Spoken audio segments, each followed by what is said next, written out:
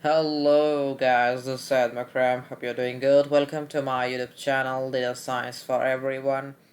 Today I'm going to, as guys, we are covering up Tableau series. So we are going to cover right now is and we how we can do working with data extracts in Tableau. Today's will be the topic.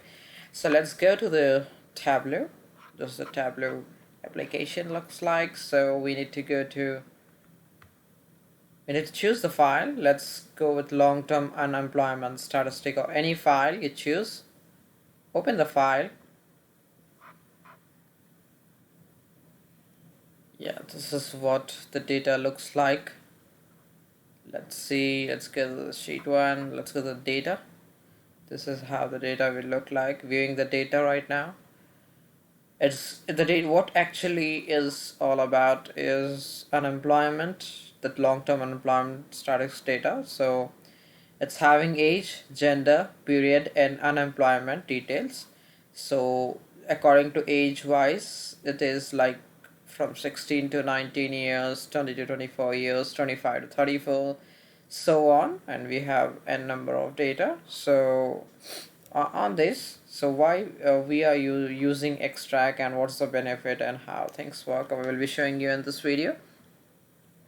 So for the extract, mostly see there are two types of thing what we are using in Tableau. So live and extract over here.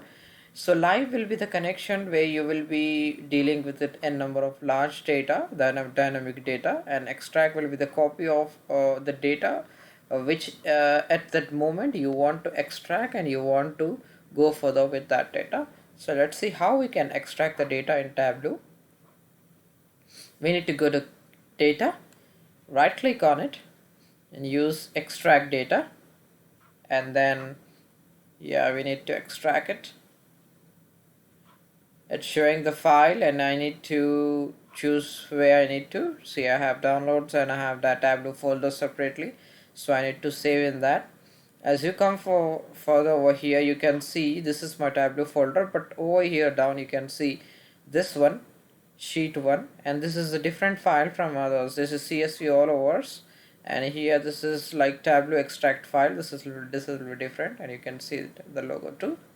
So this is what my extract file looks like.